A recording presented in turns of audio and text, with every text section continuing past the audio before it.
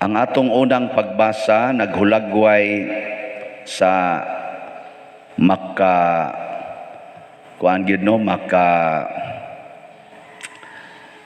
tulog karon og way sukod nga gahom sa Ginoo.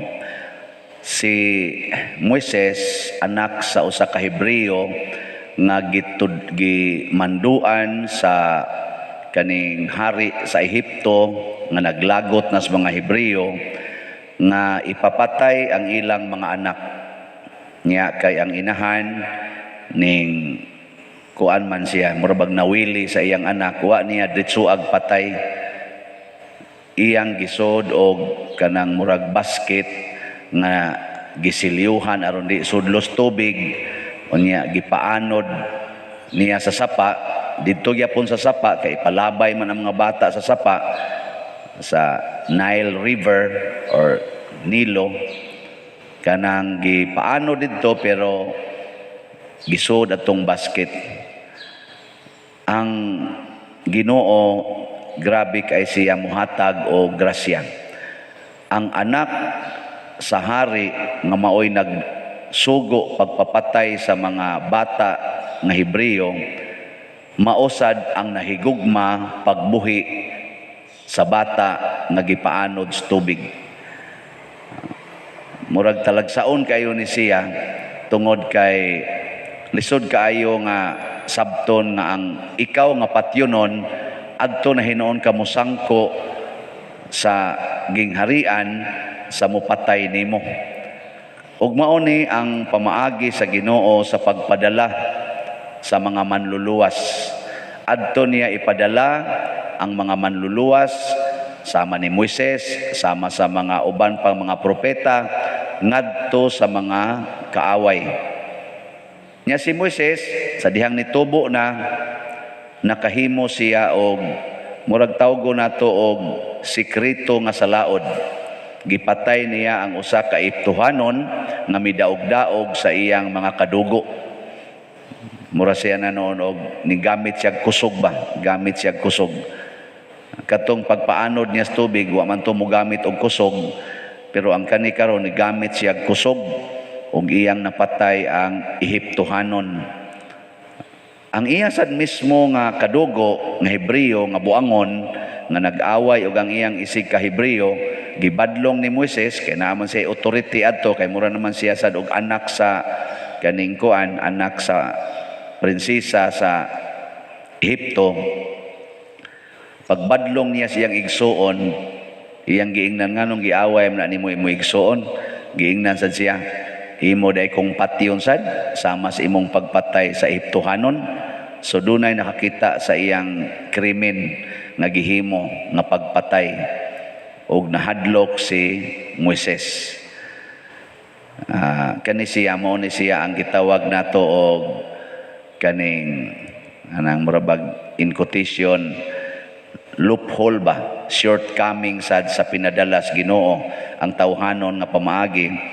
Maningkamot ta pagbuntog sa kaaway pinaagi sa atong kusog niya, pagbuntog niya siyang kaaway pinaagi siyang kusog, nahimo na hinuon siyang nagtago-tago.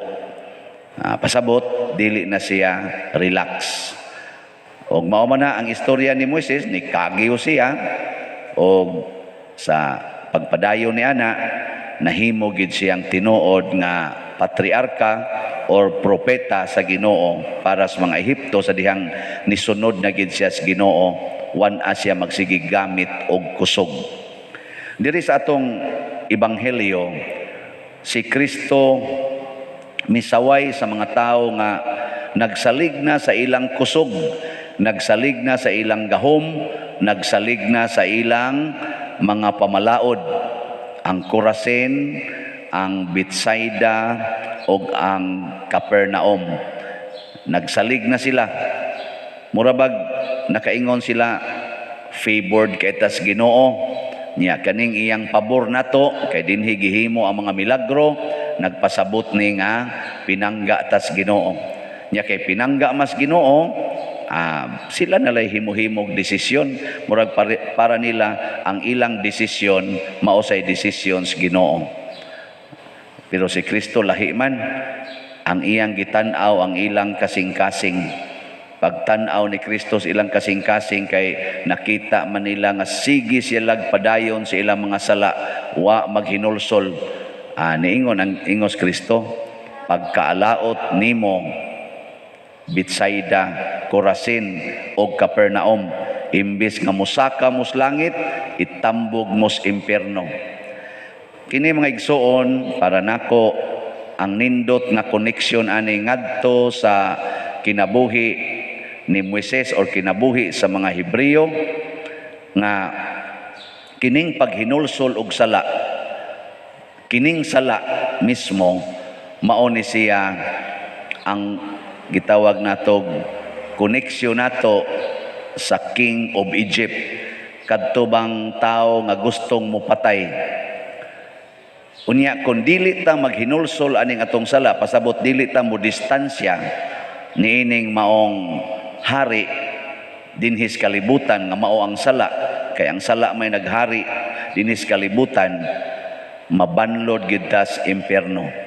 Muna simbolik kayo nga si Moises, imbis na bilong siya sa gingharian sa Pharaoh nga naninguha pagpatay sa mga pinili nga katawhan, mibiya si Moises gikan sa gingharian ni Paraon nga unta kauban man ta siya dito kay giisip ko siyang anak sa prinsesa, nibiya siya. Mao ni ang gitawag og pagbiya sa sala. Nya inigbiya nato sa sala, ang atong ma-experience mao dayon ang gitawag og kasakit. Magantos ta. Si Moises nagantos siya lakaw atong desierto, init kay tanan, pero mas maayo pag magantos kaysa maglunang sa sala. Mao na siya ang nindot kaayo natong pamalandungan. Kamo karon dihang tambong aning misa saman, gusto mong mulunang sa sala o mubiya sa sala? Mubiya sa sala. Biya gyud. Nya unsaon ninyo pagbiya? Ayan, panalitan ron ang imong sala kanang kalagot. Kalagot. Kinsa may imong biyaan, naglagot ka sa imong bana. Karon, mubiya ka sa sala. Kinsa may imong biyaan? Ang imong bana o ang imong kalagot? Ang kalagot. Ang imong bana kay magsige ra man gyapon pangabit, sige ra man gyapon sugal, sige ra man gyapon og dagmal nimo, ay siguro kulatahon pa ka. Unsa man, mubiya ka sa imong bana aron di na ka masakitan, o mubiya ka sa unsa may imong biyaan? Mubiya ka sa imong kahadlok di ay. Ana, kini mga pangutana ni nga angay sa natong tubagon oy. Kay usahay ra ba ang atong biyaan ang tao nga naghatag natog kasakit, nya bawno nato ang sala nato anang tawhana. Nya unsa may sala nato? Ang atong kalagot, ang atong kahiubos, ang atong pagreklamo. Sa atong tubag sa dinhi sa atong salmo, gibutang dinhi, dangop sa Ginoo sa imong kinahanglan og mabuhi ikaw. Pagkanindutan ang kinabuhi naas Ginoo, ang atong panginahanglan nga mabuhi ta. Wa magitingali tao dinhi nga wa magkinahanglang mabuhi, pero dangop sa Ginoo pasabot ayaw salig dinhi sa kalibutan. Kay kining mga butang sa kalibutan, kining mga tao sa kalibutan, kung di kita magamping sa atong kaugalingon o di ta kamaong muhandol, mao ni magdaan atog sala. Pres nako, pare, ni amang gidaghang kolekta, aw, mao gid ni, og di gini nako bantayan, mao gini maghatod nako sa sala. Kay tigom ko sa kolekta, inigdaghas kolekta, naam say daghan dihang magsigi og tiks-tiks, nya naa naman ko ika-datong birahan gamitag kwarta, total takom ra mo nang baba na, tagaan lang nagkwarta, wa na hilom na usahay ingon ana ta ba nindot okay kayo na, lipay ka, tagbaw ka, Nya mali ka ba kanang tanan nga gusto mabuhat, pero ang sala nag-anam og kadaghan, nag-anam og kadako. Mao bitana nga naay nagpatambag nako karon, ato-ato lang niha kay pari ra basag ko. Unsaon man kuno niya paghandol ang ilang parish priest nga giuyab mang iyang anak. Nya wa ra ba musulting iyang anak niya nga giuyab siya, ang nisulti ang igagaw nga barkada siyang anak nga babae sad. Nya ang iya ra bang anak 19 years old. Nya ang pari murag hapit na mo 50 ang edad. Nya kay niingon man sad kuno tong iyang anak, pero wa musulti ang inahan ngadto siyang anak nga nahibaw na siya. Niingon kuno ang anak ngadto siyang igagaw nga kanang respetuhi lang ko kay nahigugma man kong father. Nya si father nahigugma man ako. Total wa man sa may gibuhat nga dautan, kupot-kupot ramas kamot, gakos-gakos gamay og tusik-tusik jutay. Mao kuno na ilang gibuhat. Nya niingon nitong inahan, padir nasayod yug ko nga sa dili madugay mga hitabo man gid ni sila. Nya dako maning sa padir unsaon man ni nako. Ug kamo pay gisultihan niya, pare igog ko. Nya ako guni igsuong pare. Kamo isultihan na. Akong gitambag niingon ko, higugmaa ang pare. Haron aron anak na nimo, dili na ngatos imong anak. Dinako igugmaa ang pare.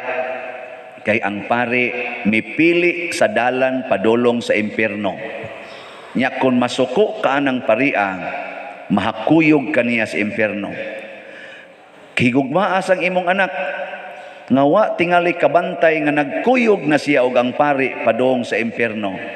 Pamasi na lang ba nga mugunit nimo ang imong anak og mabunlot pa na nimo balik nganha nimo pinaagi sa imong gugma ngadto kaniya.